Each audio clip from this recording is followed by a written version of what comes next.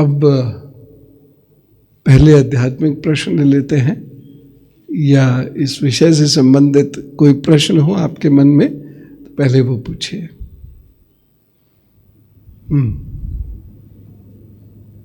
भैया से परमिशन लेनी पड़ती है, मुझे भी ये परमिशन देते हैं तब बोलता हूँ, और जब तक इनकी परमिशन रहती है तभी तक बोलता हूँ। गुरुजी, मेरा ये एक प्रश्न था कि आज महाभारत की आज बात हो रही थी, तो ये जो संजय की दिव्य दृष्टि है ये है क्या? क्योंकि ये जो गीता का पहला श्लोक है ये है कि धृतराष्ट्र संजय से पूछते हैं कि जब मेरे पुत्र और पांडु के पुत्र रणभूमि में एकत्रित हुए तो उनने क्या किया। तो ये वो भूतकाल में होता है, ये अभी जो वो प्रेजेंट टाइम होता है उसमें नहीं होता है। तो क्या संजय की जो दिव्य दृष्टि थी वो देखकर फिर बता रहे थे, या उसी टाइम पर लाइव ब्रॉडकास्ट जैसा वो होता है वैसा कुछ वो कर रहे थे? ये प्रश्न है। बता रही है। इस प्रश्न को पूछने का बहुत बहुत धन्यवाद। बैठिए, बैठ भी जाओ।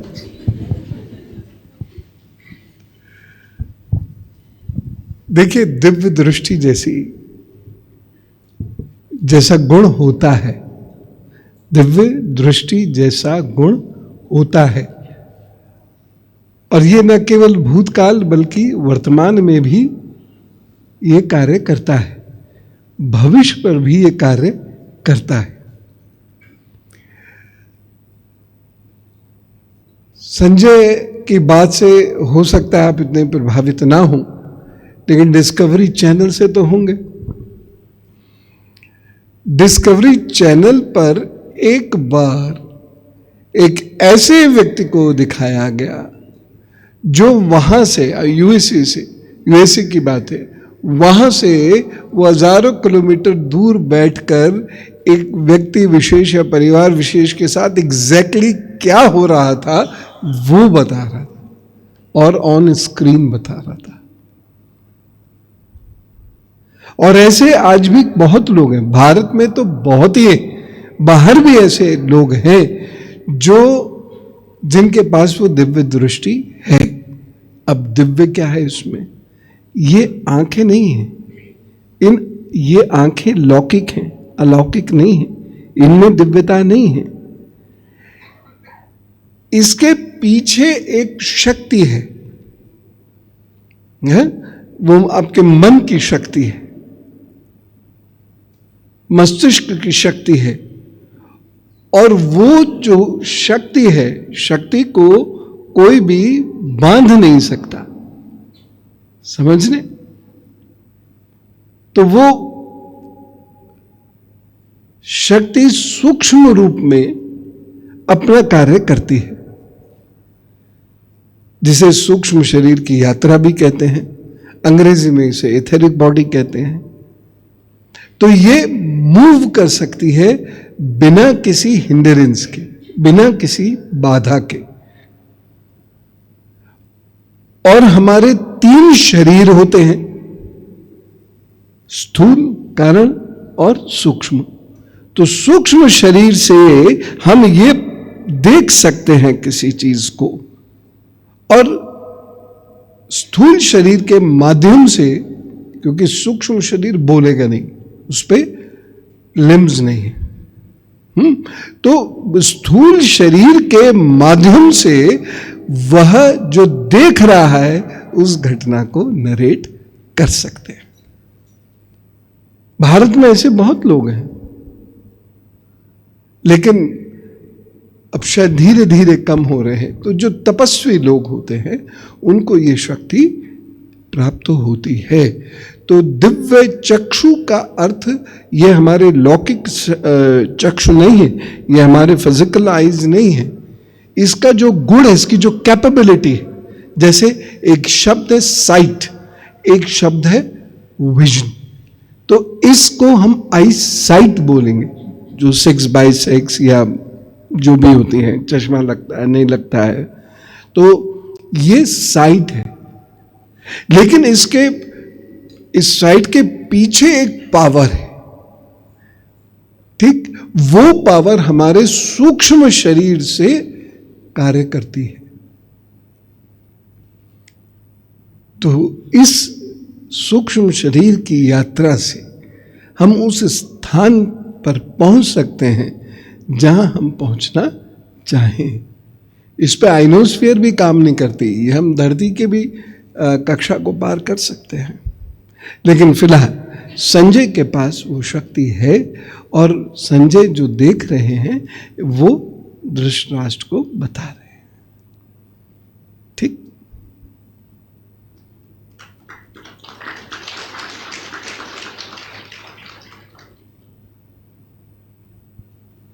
राम राम गुरु जी।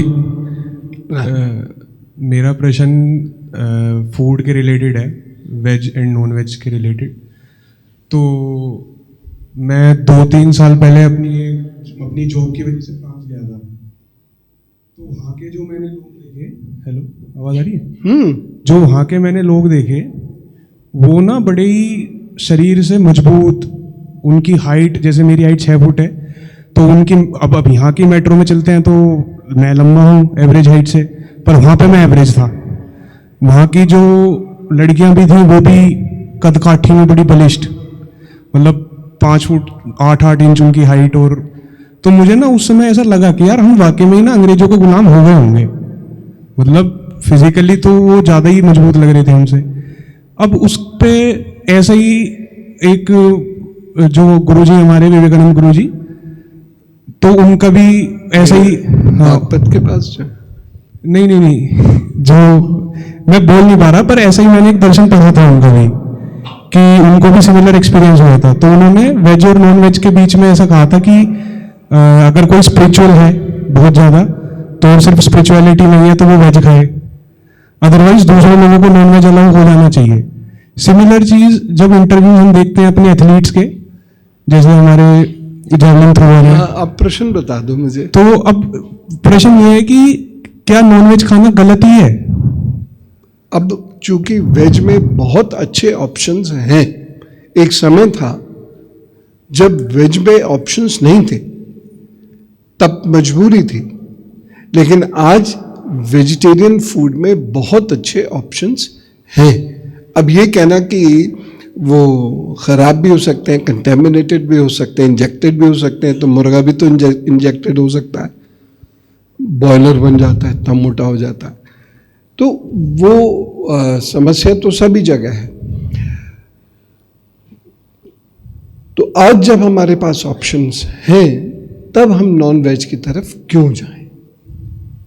हम नॉन वेज की तरफ जाते हैं तो इसलिए कि हमारी ज़बान उसे मांगती है, हमें उसकी आवश्यकता नहीं है, ठीक है। और वैसे भी जिस प्रकार से नॉन वेज खाए जाते हैं, शरीर का उससे कोई बहुत ज़्यादा, वो तो और नुकसान करेगा, एसिडिक लेवल बढ़ा देगा। तो हमारे पास आज वेज की बहुत सुविधा है। दूसरी बात, बहुत सारी चीज़ें जेनेटिक होती हैं, उनसे भी ज़्यादा बलिष्ठ है अफ्रीकन्स,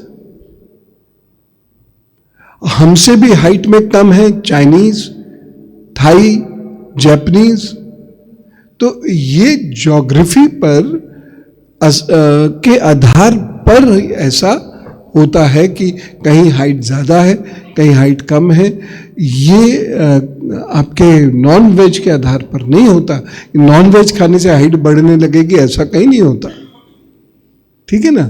तो भारत में 6 feet is a good height, लेकिन भारत में आप बहुत सारे ऐसे लोग देखेंगे जो बहुत लंबे हैं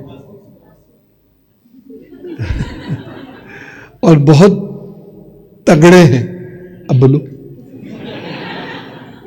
बहुत तगड़े हैं। वो बैक्टीरियन रेस के लोग हैं जो भारत में आए और आकर टिक गए। वो बेसिकली भारतीय नहीं, ऐसे आपको बहुत मिलेंगे कर्नाटक से पंजाब के बीच में। तो ये बैक्टीरियन रेस, क्योंकि हम पर अटैक भी होता रहा और उसके साथ साथ बहुत सारे कल्चरल इंटीमेसी भी हुई बहुत सारे देशों के साथ, हम भी वहाँ गए, वो भी आए, तो एक दूसरे के कल्चर को भी हमने प्रभावित किया, खान पान में भी प्रभावित किया।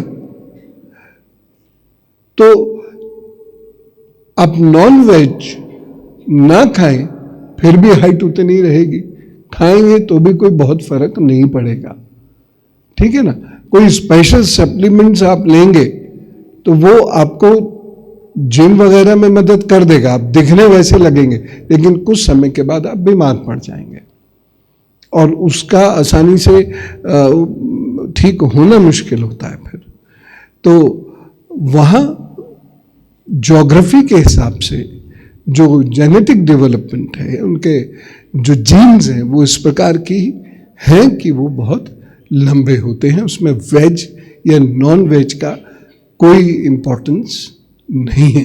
बल्कि बहुत सारे लोग तो अब विदेशों में दूध तक पीना छोड़ रहे हैं, क्या बोलते हैं उनको, वेगन्स, दूध तक पीना छोड़ रहे हैं, जो फिर भी लंबे, उनके बच्चे भी लंबे, क्योंकि वो ज्योग्राफी के हिसाब से हमारी जीन्स बनती हैं और उसके हिसाब से हमारी हाइट है या शरीर सौष्ठव है वो बनता है, ठीक है ना। तो नॉनवेज नहीं खाना चाहिए।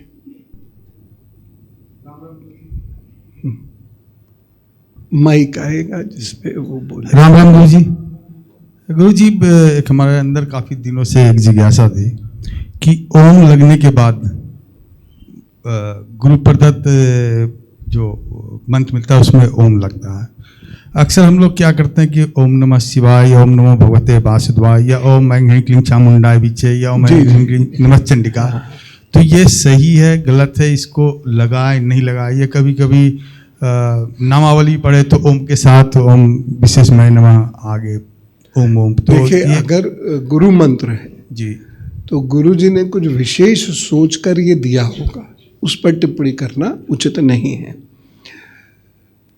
लेकिन अगर शिव जी की पूजा आप कर रहे हैं और पंचाक्षरी मंत्र का जप करते हैं तो नमः शिवाय हुआ, षडाक्षरी मंत्र ओम नमः शिवाय हुआ। तो हरेक को ओम का जप करना अलाउ नहीं है जब तक कि ओम सिद्ध ना हो, ठीक है ना। तो बहुत सारे ऐसे मंत्र हैं, देखिए गुरु कोई भी मंत्र देते हैं वो अपनी शक्ति से देते हैं। तो इसमें अगर ओम है, ओम ऐं ह्रीं क्लीं नमः चंडिका है, तो क्या उसको ओम लगा के कर सकते हैं? हाँ, उसको कर सकते हैं आप। या ओम ऐं ह्रीं क्लीं चामुंडाय विचे, ये कर सकते हो ओम लगा के? हाँ, उसको कर सकते हैं। सिर्फ ये पंचाक्षरी मंत्र को छोड़कर, पंचाक्षरी नहीं कर, या फिर ओम नमो भगवते वासुदेवाय के साथ भी ओम के साथ कर सकते हैं? हाँ, कर सकते हैं। इधर दे दो, फेमिनिस्ट का जमाना है। राम राम गुरुजी। गुरुजी, हम 7-8 सालों से ना हमारे यहाँ पर एक साधु महाराज आते हैं और जैसे कि वो दान मांगते हैं, जैसे हम अपनी इच्छा से कहते हैं कि मुट्ठी दान देना चाहिए कि दान अंधा होता है, तो जब भी आते हैं वो कभी 500 कभी 1000 वो अपनी डिमांड रखते हैं। मगर वो काफ़ी टाइम से हम देते आ रही थी मैं, मगर अब मेरा मन उनको देने का नहीं करता। वो जब मैं उनको 500 देती हूँ तो कहते हैं बिटिया आज मुझे 1000 चाहिए या 1100 चाहिए। क्या ऐसा करने से मेरे या मेरे परिवार के घर में या मेरे घर में कुछ दिक्कत आती है ऐसे? क्योंकि मन ही नहीं होता उनको देने का, क्योंकि हर बार वो एक डिमांड से ही रख देते हैं कि आज मेरा ये खो गया मुझे इसलिए चाहिए, आज इसलिए खो गया ये चाहिए। मगर अब होता है कि नहीं, फिर कहते हैं तो इतना ले लो, नहीं बिटिया इतना और दे दो, इतना और दे दो। तो है तो वो साधु महाराज, मगर मेरा मना करने से मुझे लगता है कि शायद मैंने गलत किया। तो क्या ये सही है या गलत है? कोई बहुत बड़ा तो मांग नहीं रहे, 500-1000 रुपए मांग रहे। नहीं, कभी कभी होता है कि हमारे हाथ में जो है हम चाहते हैं बस वही दें। क्यों? वो भूखे रहेंगे। हम क्यों ये मान के चलते हैं साधु बेचारा फटी धोती में होगा, बड़ी सी दाढ़ी होगी, पेड़ के नीचे बैठा होगा बारिश में भी, उसे न खाने की जरूरत है न चलने की जरूरत है, लेकिन आशीर्वाद वो हमारा पूरा दे दे जन्म जन्मांतर तक का। ना ना, ये ठीक नहीं है। तो अगर आप अफोर्ड कर सकते हैं तो धन दे दीजिए और एक मुट्ठी जो भी आप देना चाहते हैं वो भी दे दीजिए, उसमें क्या दिक्कत है? बस यही पूछना था, क्योंकि हमें बार देते हैं उन्हें, मगर वो जब कह रहे थे ना कि इतना दिया, नहीं बिटिया इतना और, तो हालांकि मन में आता है कि अभी तुम मेरे पास नहीं है, बाद में ले जाना, मगर वो जिद हो जाती है ना कि नहीं बिटिया इतना और, तो उसके बाद मैं कहती बाबा आज मेरे पास नहीं है, हाँ, अगली बार कह दीजिए। हाँ जी, कह दे, अब नहीं है तो फिर मजबूरी जी है ना, लेकिन अगर आप कर सकते हैं तो अवश्य कर दीजिए। जी। हो सकता है कि कोई अनुष्ठान हो, कोई मजबूरी हो, कोई प्रॉब्लम हो। राम राम गुरुजी। गुरुजी दो प्रश्न। एक ये, ओम को पूर्ण क्यों कहा जाता है? आपने बताया कि वो प्रणव अक्षर है, ब्रह्मांड की ध्वनि है, but what is that exact reason that आकार, उकार, मकार, ये जी। तीनों शक्तियां एक शब्द में है, इसलिए वो आ ओ मो, मो, आकार, उकार, मकार, तीनों शक्तियों से वह संपन्न है, इसलिए वह पूर्णता देता है, क्योंकि इड़ा पिगड़ा सुषुम्ना को वही जागृत कर सकता है। हमारे चक्रों के लिए वो आवश्यक है, हमको साधना में ले जाने के लिए वो आवश्यक है, हमारे अंदर अनाहद स्वर उत्पन्न करने में वह सक्षम है, इसलिए उसे पूर्ण मंत्र कह देते हैं। और कुछ विशेष सिद्धियों से पहले गुरु आपको आदेश करेंगे कि आप 1 करोड़ ओम का जप कीजिए, और वो बड़े ढंग से होगा, ऐसा नहीं ओम, ऐसा नहीं, पूरे तरीके से। तो जब वो हो जाएगा तो आपका शरीर भी मन भी उस सिद्धि को समेटने के लिए सक्षम हो जाएगा। इसलिए ओम को बहुत पवित्र शब्द माना गया है। प्रणव अक्षर है, ये ठीक है, ये उसके एडजेक्टिव है, लगा सकते हैं, लेकिन ये 3 उसके कारण है कि वो शक्ति का फ्लो है, तो इसीलिए ओम को इतनी महत्ता दी गई है।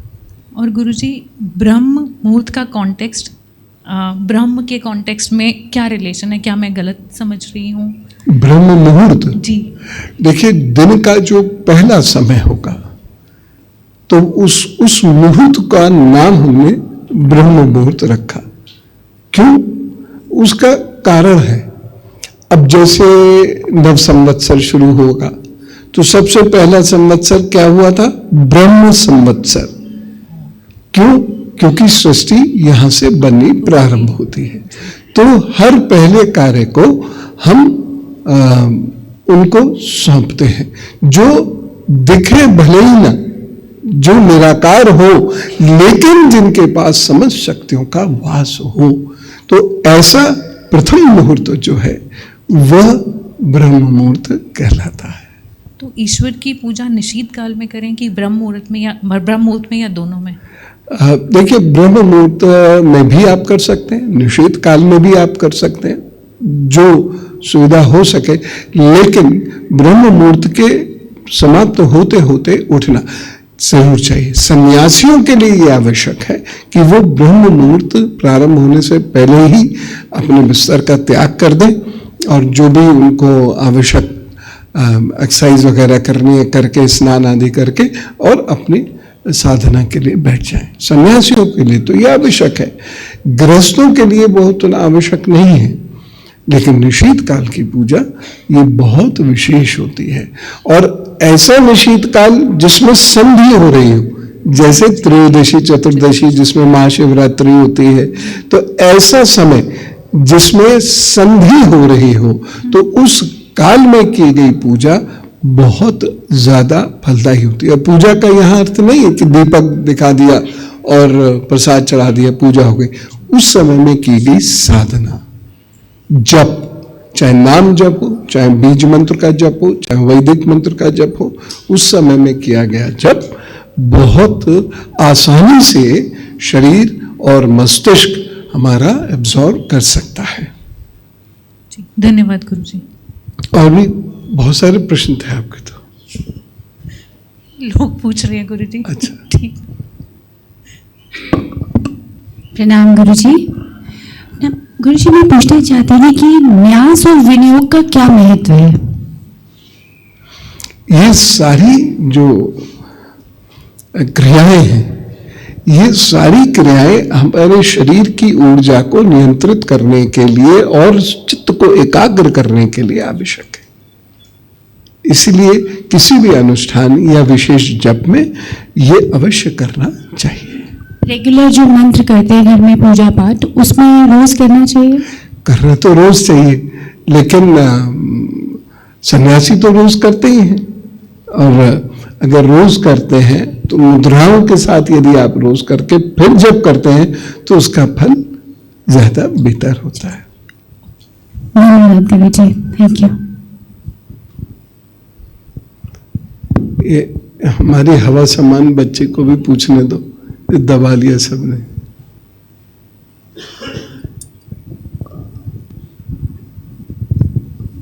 देखना लू चलने का समय आ गया है।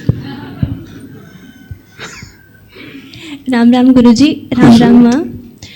गुरुजी, आर ड्रीम्स एक्चुअली स्पिरिचुअल और they are mere fragments of imagination?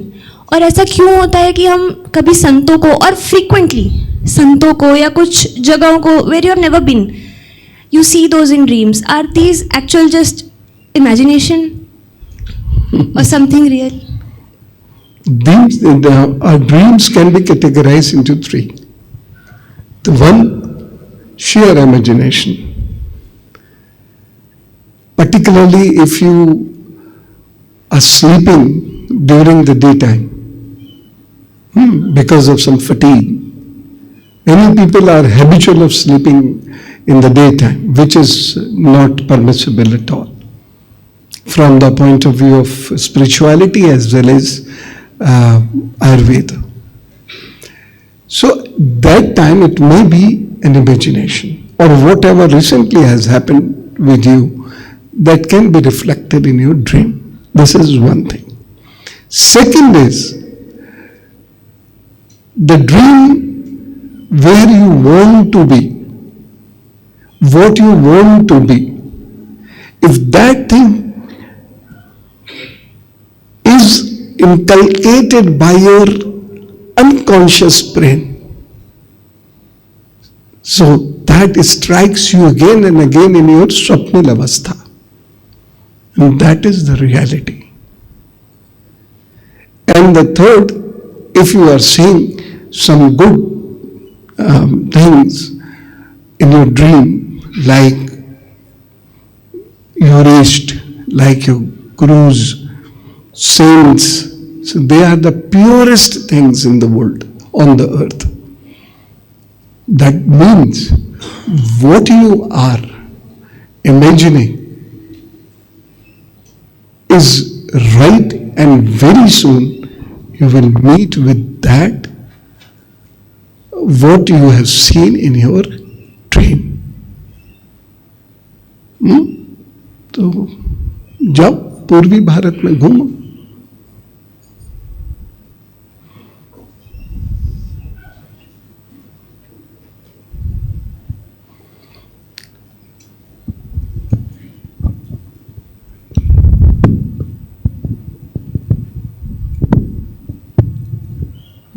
गुरुजी, देखो ये हमारा भारतीय ही है, 6 फीट 3 इंच का ये बैठा।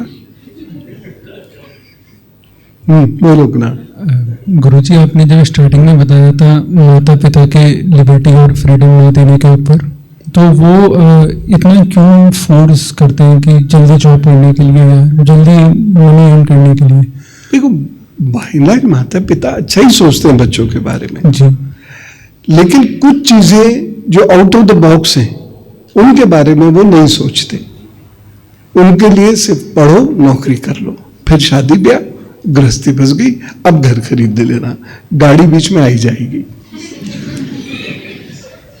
तो अब आप उनसे कहो कि मैं तो क्रिकेटर होना चाहता हूं, क्रिकेटर ना चला तो, या आप उनसे कहो कि मैं एक म्यूजिशियन होना चाहता हूं, एक सिंगर होना चाहता हूं, तो वो उसके लिए अग्री नहीं करेंगे। ठीक है, ये बॉयज के साथ तो दिक्कत फिर भी कम, गर्ल्स के साथ तो बहुत होती है। और उसमें आप कह दो कि मैं तो स्पिरिचुअल रास्ते पे चलना चाहता हूं, तो करंट लग जाएगा।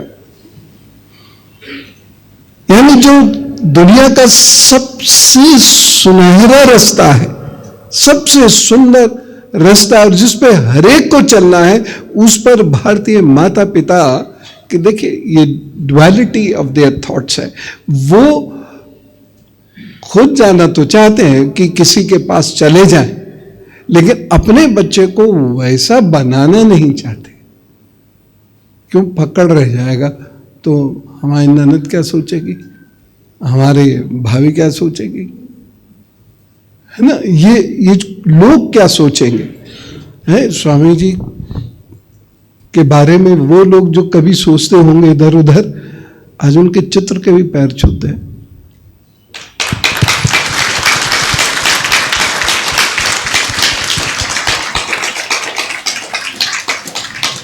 तो पेरेंट्स बच्चों का अच्छा ही सोचते हैं, लेकिन उनकी सोच सीमित है। वो आउट ऑफ द बॉक्स नहीं सोचते कि दुनिया में बहुत अच्छा कुछ संभव है। एक बहुत फेमस हेयर ड्रेसर है, क्या नाम है उसका? जावेद हबीब, हाँ, कितना फेमस हेयर ड्रेसर है। अब उसने जब मम्मी पापा से कहा होगा कि मैं बाल काटना चाहता हूं लोगों के,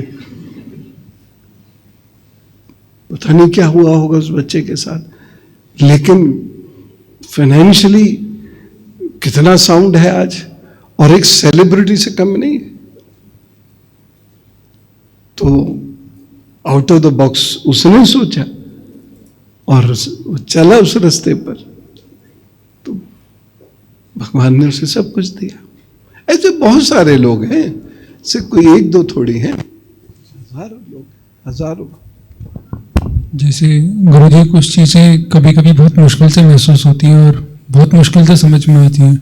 तो जैसे भी आपने कुछ दिनों पहले रसोई में भी कहा था कि अगर हम उस पथ से भटक गए तो वो चीज़ें पीछे रह जाएंगी। तो इस चीज़ को कैसे अपने पेरेंट्स को समझाएं कि कहते रहो, जैसे मैं कहता रहता हूँ, कभी ना कभी जैसे तुम समझे ऐसे वो भी समझेंगे, कहना पड़ता है। शंकराचार्य जी की कहानी उनको ऐसे ही बैठ के सुनाया करो। भगवान, शंकराचार्य जी की कहानी उनको वैसे ही बैठ के सुना दिया करो। कहानी भी मैं सुना चुका हूं, याद होगी। शंकराचार्य जी संन्यास लेना चाहते थे, 8 वर्ष की अवस्था थी उनकी। माता जी तैयार नहीं थी, मात्र आज्ञा के बिना संन्यास ले नहीं सकते। ये परिवार के बाकी लोग भी जो जोन से जुड़े हुए सुने। तो उन्होंने क्या किया, वो नदी में कूद पड़े। मां किनारे बैठी थी और उसके बाद उन्होंने शोर मचाना शुरू कर दिया, मुझे मगरमच्छ ने पकड़ लिया, मुझे मगरमच्छ ने पकड़ लिया, अब ये मुझे नीचे खींच रहा है, मुझे मार देगा, मुझे खा जाएगा। तो माता जी ने कहा, मैं पूरे भंगिमाओं के साथ नहीं सुना रहा, मैं तो बस जल्दी से बता दे रहा हूं। माता जी ने उनसे कहा कि क्या रास्ता है बचने का? तो उन्होंने कहा, मैं संन्यास ले लूं तो ये मगरमच्छ मुझे छोड़ देगा। अब मां क्या नहीं कर सकती ऐसे में। उसने कहा, ठीक है, जो तेरी इच्छा। तुरंत ऊपर आ गए।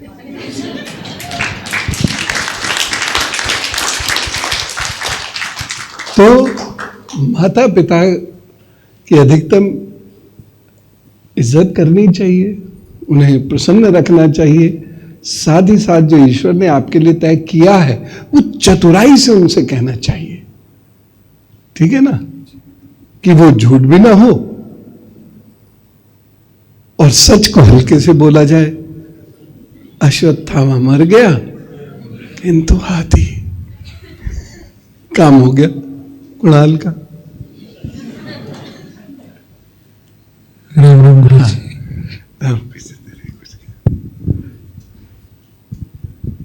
राम राम गुरु जी।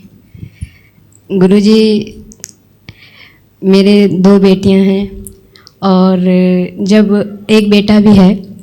जब मुझे बेटा नहीं था, आपको मैंने टीवी पे कहते हुए सुना था कि दूसरे के घर में भगत सिंह सबको अच्छा लगता है, अपने घर में कोई नहीं चाहता।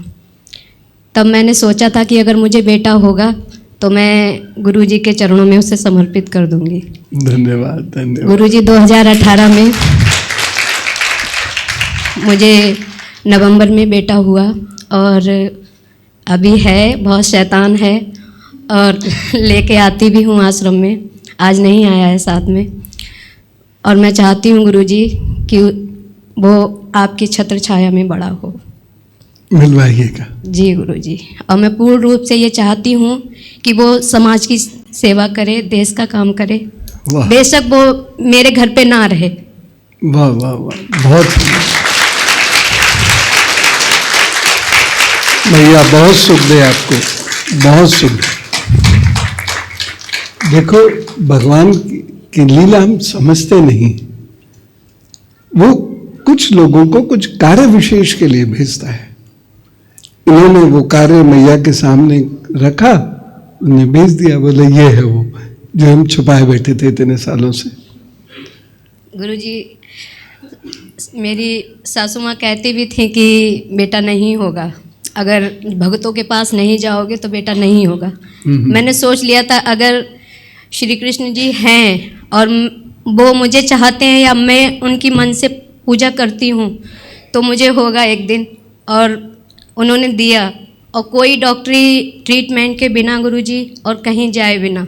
बस तो मैया ने तय कर दिया उसका भविष्य, और अब मिलवाना। जी गुरुजी, ठीक है। धन्यवाद। खुश रहो। वो पीछे एक दीदी। चरण स्पर्श गुरुजी, चरण स्पर्श गुरु माँ, मैं प्रभाकर की स्टूडेंट हूँ। गुरुजी, मुझे ये पूछना था, जब भी मैं पूजा पाठ करती हूँ तो उस टाइम अपने आप आँखों में से आंसू आने लगते हैं, ऐसा क्यों होता है? ये तो बहुत अच्छी बात है, बहुत अच्छी बात है। ये कोई परेशानी नहीं है, ये अच्छी बात है कि आप अपने इष्ट से इतना जुड़ रही हैं। ये तो बहुत अच्छी बात है। तो आप जैसे गुरु महाराज को इस बात का बहुत दुख होता था और लोग उनके पास आते थे, उन्हें भगवान कहते थे, तो वही हाथ रख दो सर पे, वो नहीं क्यों रख दूं, थोड़े अलड़ किस्म के थे। तो एक दिन ऐसे बैठे बैठे वो बात कर रहे थे भक्ति के ऊपर, और भक्ति पर बात करते करते उन्होंने कहा इस बात को, भगवान कैसे मिलेंगे, भगवान के लिए रोता ही कौन है। तो हम ये सोचें, ये वाक्य मेरे दिमाग में गूंजता रहता है, क्या हम ये सोचते ही नहीं हैं कि हमें भगवान चाहिए, या उनके द्वारा छोटी मोटी चीजें जो बटते हैं, गाड़ी वाड़ी ये सब, वो चाहिए। तो हम भगवान के लिए रोएं, ये मतलब जबरदस्ती नहीं कि हाँ कर देंगे, मतलब अगर वो भीतर से आंसू आ रहे हैं, ये तो बहुत बहुत अच्छी बात है। कृपा है आपके ऊपर, आपका प्रेम है भगवान के प्रति, आपके इष्ट के प्रति, बहुत अच्छी बात है। और सर, और रोइए। और गुरुजी, मैं प्रभाकर की स्टूडेंट हूँ और मुझे कभी कभी ऐसा होता है, जो चीज़ मेरे मन में होती है ना, वो अपने आप पूरी हो जाती है। वाह वाह वाह।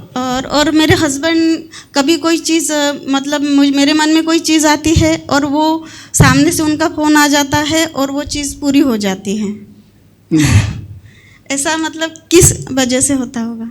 सब कृपा है, तो ईश्वर, हम क्या इसकी वजह ढूंढ सकते हैं, सब कृपा है, कृपा है। धन्यवाद गुरुजी।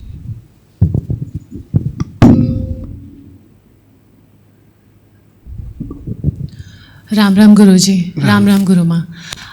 गुरुजी, इस 28 दिसंबर को मेरी बेटी हुई थी, बेटी हुई है अभी लाइव में हाथ में। अच्छा अच्छा, उसका बधाई।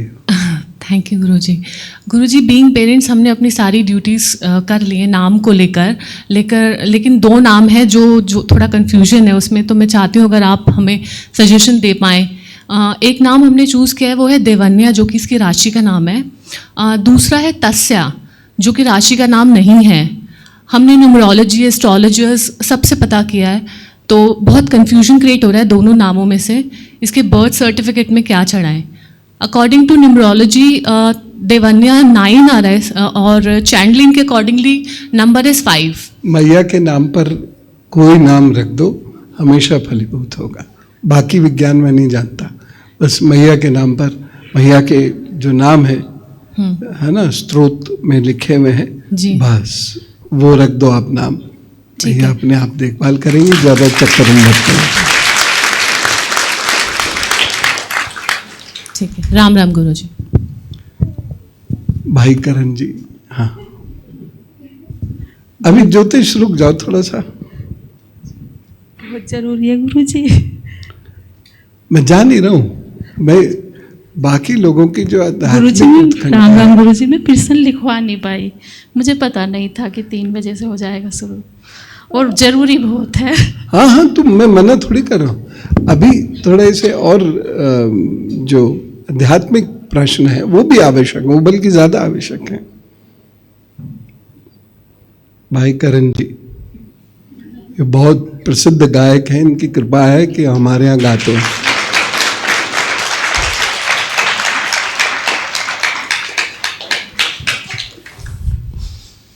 ये ख्याति जी भी बहुत प्रसिद्ध गायक।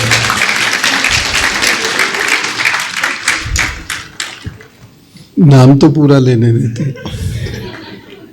हाँ, चरण स्पर्श गुरु जी,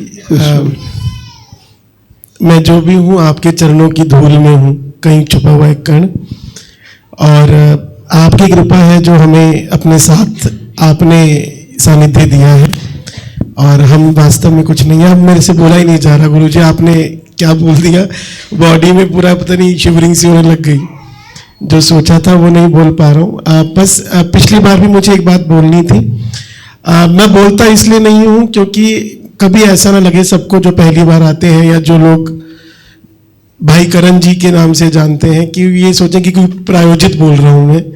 लेकिन पिछली बार मैं बहुत पीछे बैठा था, और जिस तरह से आप लोगों के घर तक पहुंच जाते हैं, उनके सपनों में पहुंच गए, आज की पूर्व दिशा में चल दो, तो ये कोई साधारण बात नहीं है, और ये हम सभी जानते हैं। लेकिन आपका बहुत बहुत बहुत धन्यवाद गुरुजी कि आप जो है हमें इतना समय दे रहे हैं और इतना सानिध्य दे रहे हैं। ये मतलब पिछली बार एक दीदी खड़ी थी तो आपने बोल दिया कि इनकी शादी मंगलिक व्यक्ति से करना। अब आपने उनकी कुंडली भी नहीं देखी थी, उनकी मदर ने बोला कि नहीं ये मंगलिक है, पक्की वाली। तो ऐसी बहुत सारी चीज़ें हैं जो हमें समझ में नहीं आती, लेकिन आप हमारे बीच में आकर हम लोगों को सानिध्य दे रहे हैं, तो हम अहोभागी हैं। हमारा तरफ से आपको बहुत बहुत साधुवाद कि आप हमें अपना बहुत बहुमूल्य समय देते हैं। देखो बेटे, इसमें मैं कुछ नहीं जानता, मैया है, गुरु महाराज है, मैं बहुत साधारण से व्यक्ति, मैं क्या जानूँ ये सब। वो जो उन्हें जो करना होता है उस करने में तो बना देते हैं, तो काम वो कर रहे हैं, नाम मेरा हो रहा, बस वही चीज़ है। जैसे आज पारुल बहन ने आपसे प्रश्न पूछा सपनों का, मैंने माँ से 2-3 सपने शेयर किए थे, आपने उसका जवाब मुझे दे दिया आज, जो मुझे पिछले कुछ दिनों से आ रहे थे। और वो ऐसे ही सपने आते हैं जिसमें माँ या आप बार बार आते हैं और बहुत अलग अलग सी कुछ अनुभूतियाँ होती हैं, मैंने माँ के साथ शेयर किया है। और साथ में हमारी दक्षिणेश्वर काली माँ भी आ जाती हैं, तो वो आप पूर्व दिशा में भी आज ले गए, तो मुझे लगा जैसे मेरा भी सपना, मैं उसी ट्रेन में सवार था जिसमें दीदी बैठी हैं। मेरा प्रश्न गुरुजी ये है, पहले तो धन्यवाद कि आपने आध्यात्मिक प्रश्नों के लिए भी अब समय दे दिया है, क्योंकि हमारे जैसे लोग जो है वो उसी में रमता है मन आपके साथ, तो बहुत धन्यवाद। मेरा प्रश्न ये है गुरुजी कि क्या, जैसे आज आपने बोला ना कि आध्यात्मिक व्यक्ति वर्बेटली ले लेता है, विदेही शब्द, तो मैं ये कह रहा हूँ कि गुरुजी क्या आध्यात्मिक व्यक्ति डरपोक भी हो जाता है? क्योंकि वो अधिक ज्यादा ईश्वर में विश्वास करता, कोई उसका धोखा दे गया तो सोचता मेरे भाग्य में ही होगा, या कहीं गिर गया, अरे अरे तो चलो कोई बात नहीं, भगवान ने कुछ बड़ा करना होगा तो छोटे में टल गया। ये आस्था विश्वास तो अलग है, लेकिन एक डरपोक जैसी बात जो आ जाती है वो मुझे लगता है कि कहीं गड़बड़ हो जाती है। देखिए, अध्यात्म की शरण में कोई व्यक्ति सिर्फ 2 कंडीशंस में जाता है, या अभाव में या प्रभाव में।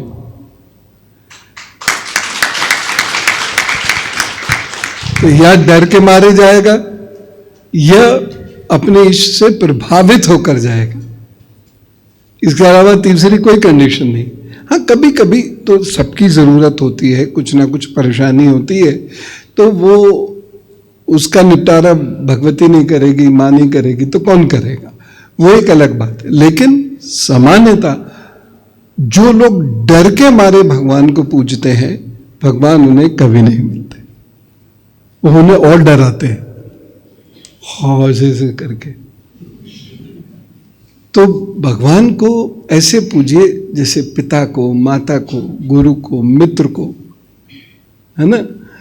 तो ऐसा उनके साथ सखा भाव स्थापित कीजिए, तो फिर भगवान हमेशा हाथ, और उनके काम जरूर करिए, जो भी आपके इष्ट हैं उनके कार्य करें, जो बन पड़े सो करें। कार्य के लिए कह रहा हूं मैं, और कुछ नहीं मांग रहा आपसे, उनके कार्य करें, ठीक।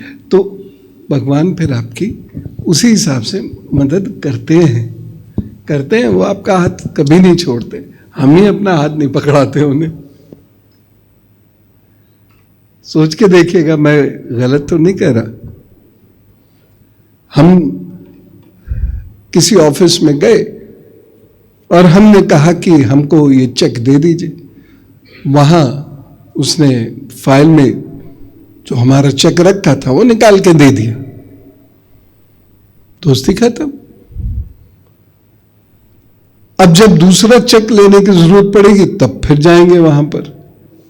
प्रेमवश थोड़ी जा रहे, मजबूरीवश जा रहे। तो अपने इष्ट के पास मजबूरी में कभी मत जाइए, प्रेम से जाइए,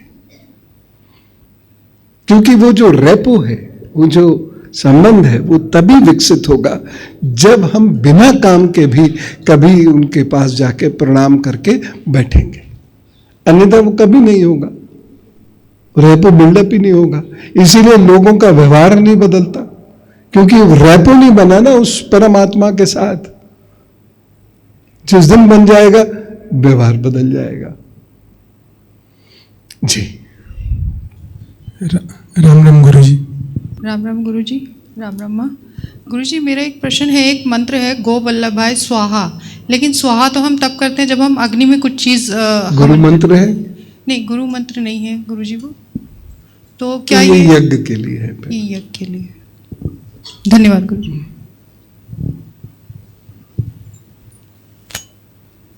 राम राम गुरुजी, राम राम माँ। मेरा एक प्रश्न है, कई महीनों से आपने किसी ध्यान बैठक में एक बार बात करी थी इस बारे में, तो आपने देशभक्ति की बात करी थी, तो तब से मैं बार बार भूल जाती हूँ आपसे पूछना, आज याद आ गया तो मैं पूछ रही हूँ कि देश के प्रति दायित्व कहाँ तक होता है, और वहाँ से भक्ति, मतलब देश के प्रति दायित्व होता है और देश के प्रति भक्ति होती है, तो कहाँ दायित्व खत्म होकर वहाँ से भक्ति शुरू होती है, और देश की भक्ति कैसी होती है?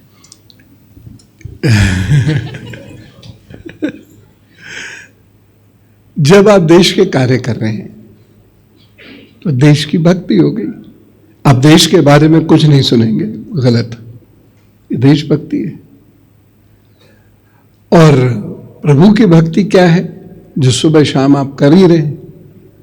क्योंकि जब तक आप भक्ति नहीं करेंगे, जब तक वो भीतर से आपके शक्ति उत्पन्न नहीं करेंगे, तब तक देश की सेवा भी नहीं कर सकते। कैसे करोगे? अब आज का युग वो युग तो है नहीं कि जिसमें हमें सैंडर्स को गोली मारनी थी। आज का युग में भक्ति अलग प्रकार की है। तो जो लोग निर्धन हैं, बच्चे हैं, खासतौर से बच्चे हैं, उनको पढ़ाना आज देशभक्ति है। बहुत सारे काम हैं ऐसे, तो सफाई करना भी देशभक्ति है, अपने देश को स्वच्छ रखना भी देशभक्ति है। लेकिन आप बच्चों को पढ़ा रहे हैं, उस पीढ़ी को तैयार कर रहे हैं, उसे अपराधों से मुक्त करा रहे हैं। क्यों? आगे जाके अपने जीवन में ये अच्छा कार्य करे। अच्छा कार्य करेगा तो इसका सीधा सा मतलब यही है कि वह देशभक्ति करेगा। ठीक।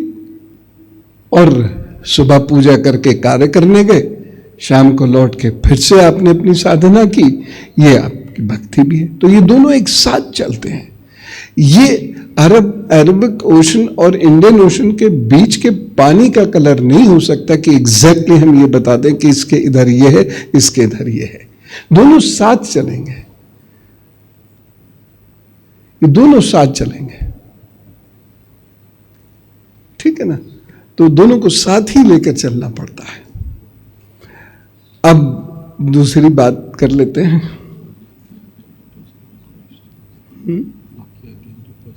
हाँ, वही मैं कह रहा हूं, दूसरी बात कर ले।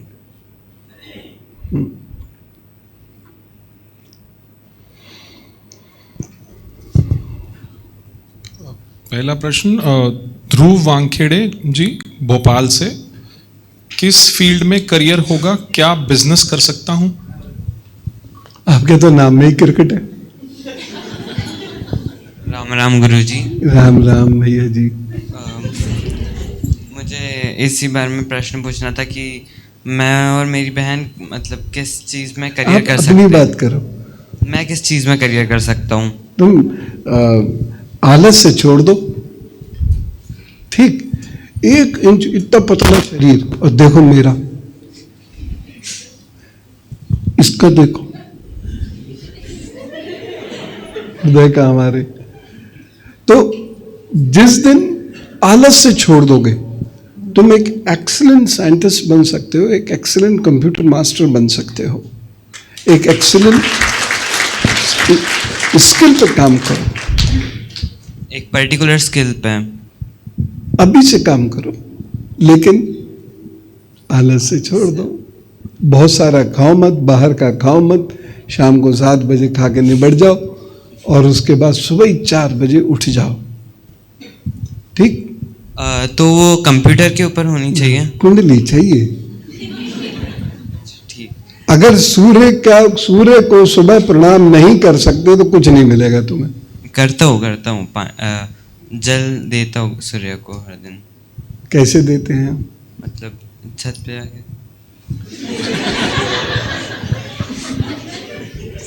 नहीं, कैसे देते? प्रोसीजर क्या है? मम्मी ने लोटा भर दिया। हाँ।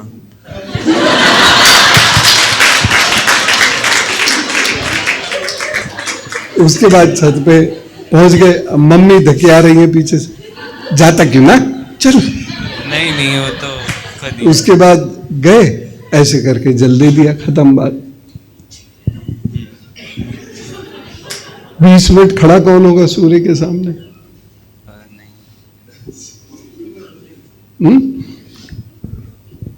सूर्य को मजबूत करो, सुबह जल्दी उठो और उगते हुए सूर्य के सामने बैठ के गायत्री मंत्र का जप करो। फिर दौड़ो, भागो, खेलो, कूदो थोड़ा सा। जिस दिन ये आदत से खत्म हो गया, उस दिन ये शनि तुमको छोड़ देगा। और उसके बाद फिर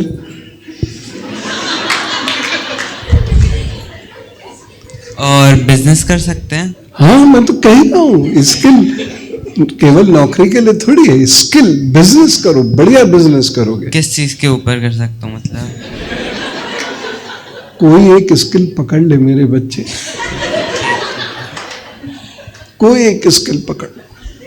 कंप्यूटर स्किल तुम्हारे अंदर बहुत अच्छी है, तुम्हारे मशीन को ठीक करने की स्किल बहुत अच्छी है। तो इन्हीं 2 पर काम करो, इन्हीं 2 पे फोकस करो और इसी में बिजनेस सेटल कर लो। जी, धन्यवाद गुरु जी। खुश हो बेटे।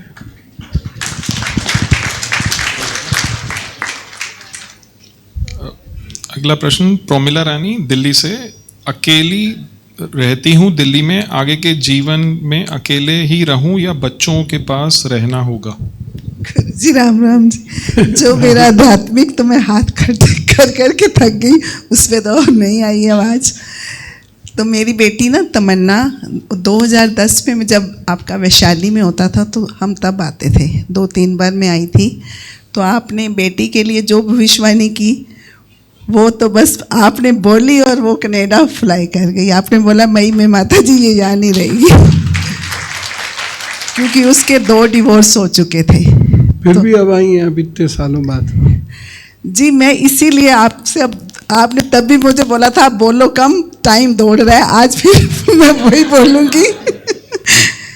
मेरे को आपने बोला था कि माता जी ये मैंने बहुत आपसे हाथ जोड़े कि इसका डिवोर्स हो गया, वो तो चली गई। तो मेरी बेटी तब से आप वैशाली छोड़ के इतनी दूर आ गए ना, तो दूर नहीं है, लोग तो हरिद्वार जाते। तो मैं अब मैं कनाडा तो हर साल जाती हूँ, तो पता वो तो घर के पिछवाड़े में ही है आपके।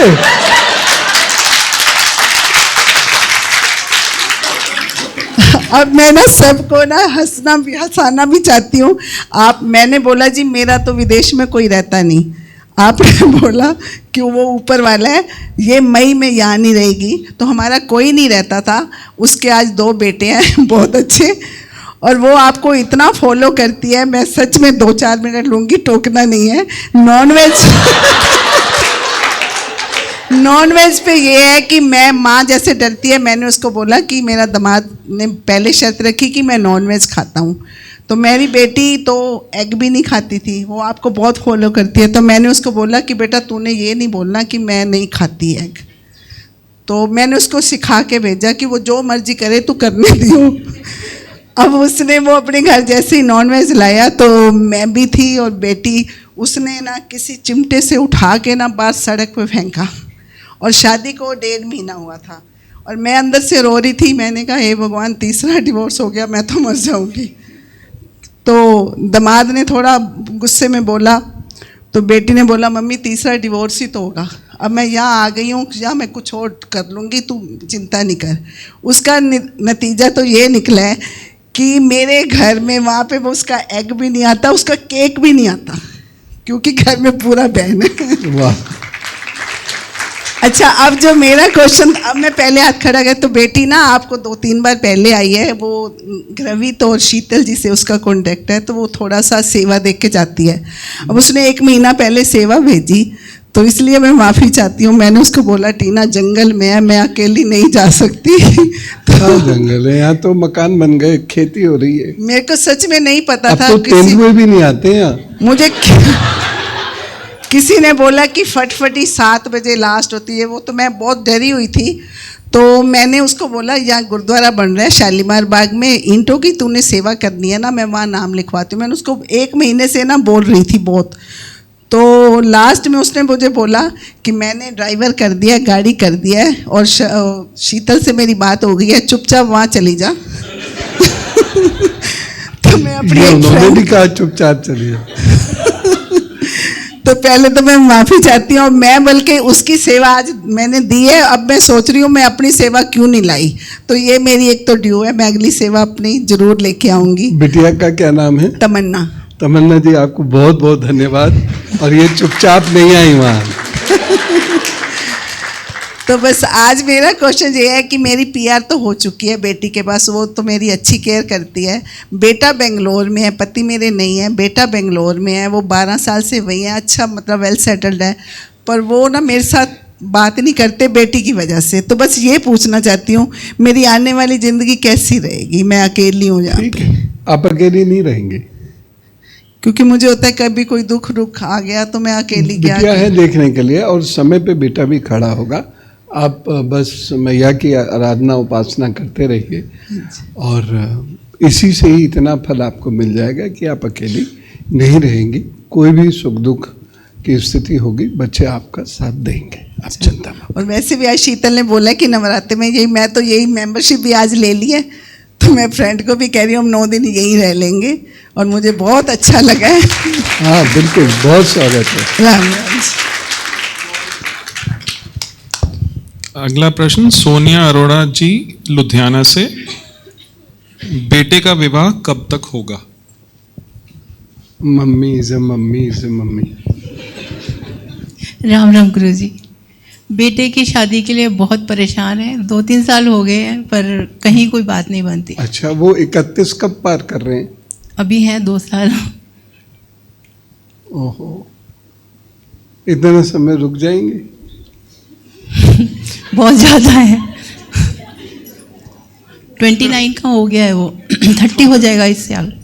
30 तो 1 साल की तो बात है।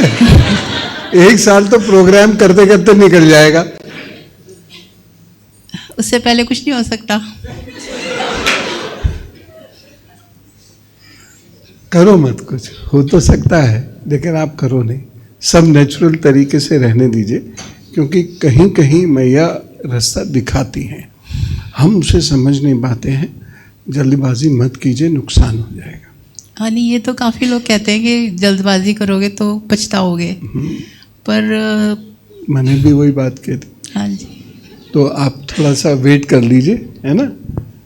अब तो आ गए 1 साल तो देखने में और बात करने में, फिर रिंग सेरेमनी और दुनिया तो वहाँ तक बात तो पहुँचेगी ना, समय तो आने दीजिए। नहीं, 30 का हो जाएगा। अगर बात कहीं बनती है तभी हम वेट कर सकते हैं ना। हाँ, तो बात बनाने के लिए प्रयत्न करना पड़ेगा ना। प्रयत्न करें, आप कोई उपाय बताइए, कुछ करना पड़ेगा। नहीं, कोई उपाय की जरूरत नहीं है।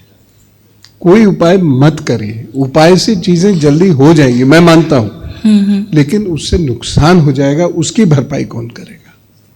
तो जो ईश्वर ने लिखा है विधान, आप उसे मानिए और वेट कीजिए।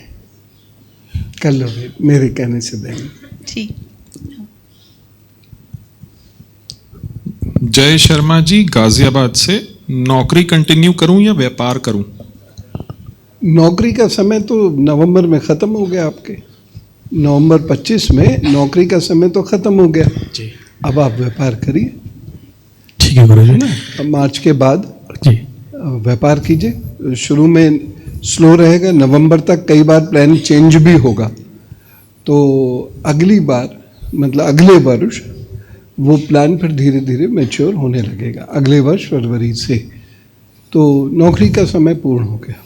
ठीक गुरुजी। किस फील्ड में गुरुजी व्यापार करूं, थोड़ा कुछ क्या है आपका दिशा निर्देश मिले? देखिए, आपके पास तो कई फील्ड्स हैं, जिसमें एक फील्ड तो लाइजनिंग बनती है।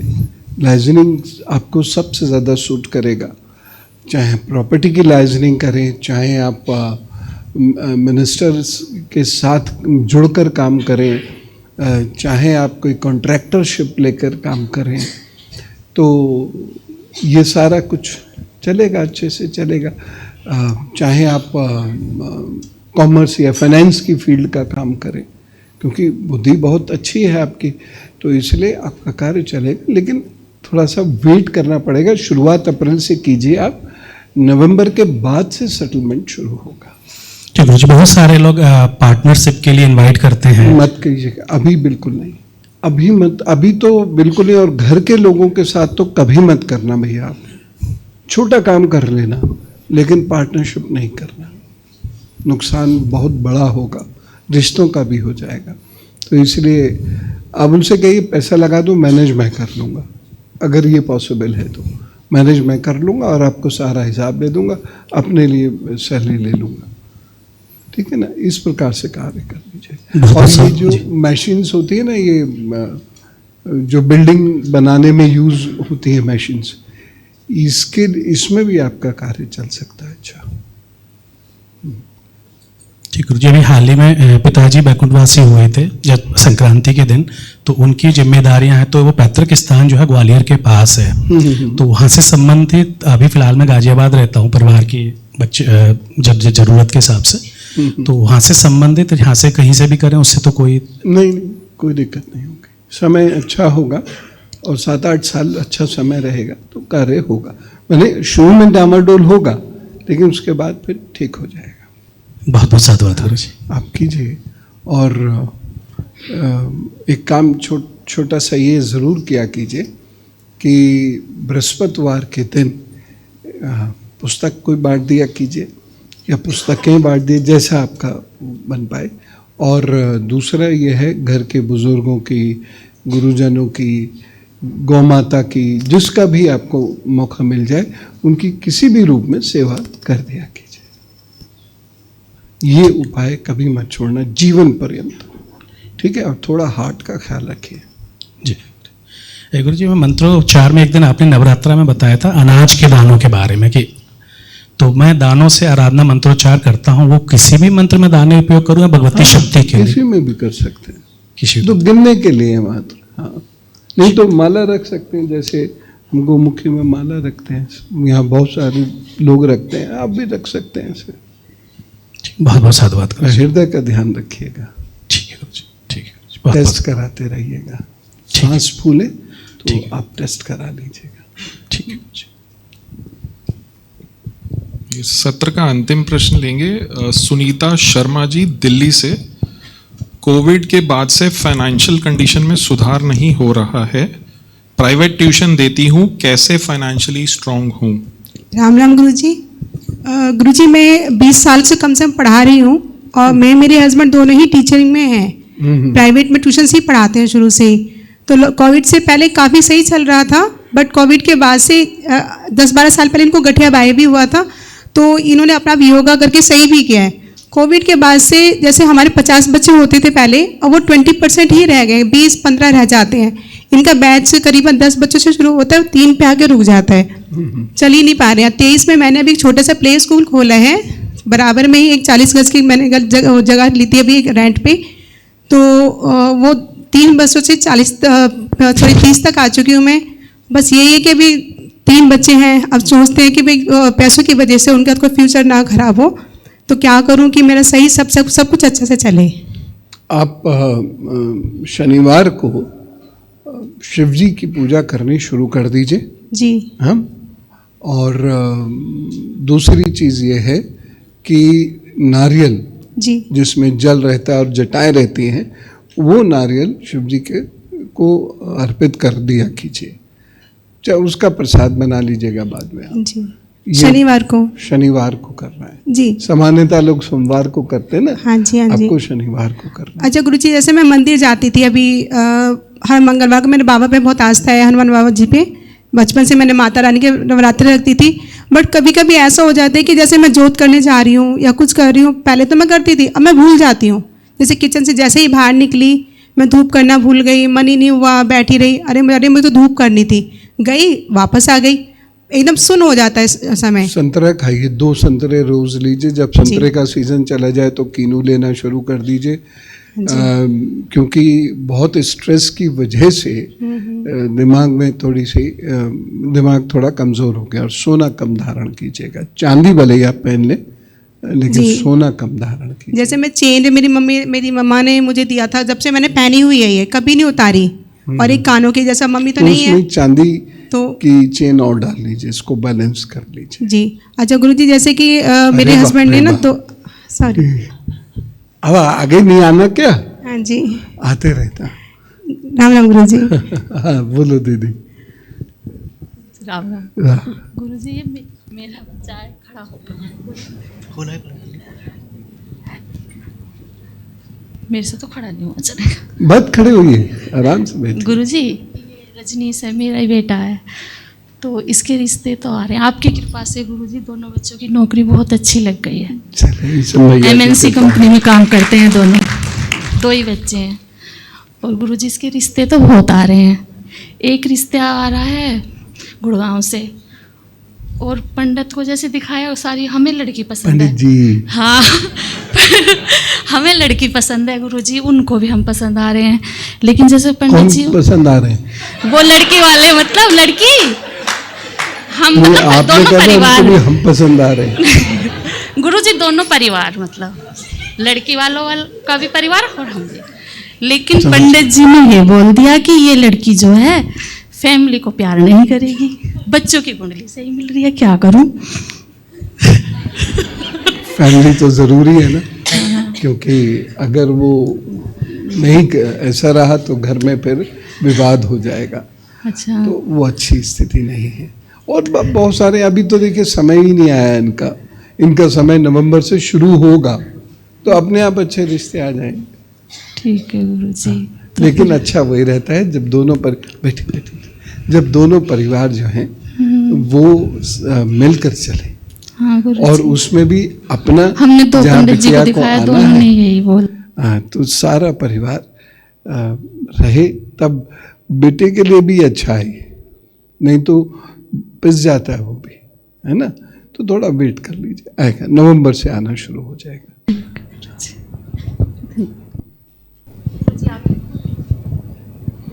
नहीं, ये स्ट्रिक्टली लास्ट, हाँ, क्योंकि पूजा रह जाएगी। भेड़ का घी मलना शुरू कीजिए, हाँ, भेड़ के घी से मालिश करना शुरू कीजिए, ठीक है, एक काम ये कीजिए। और दूसरा जो है एक्यूप्रेशर का सहारा लीजिए, ठीक हो जाएगा, है ना। राम राम गुरुजी।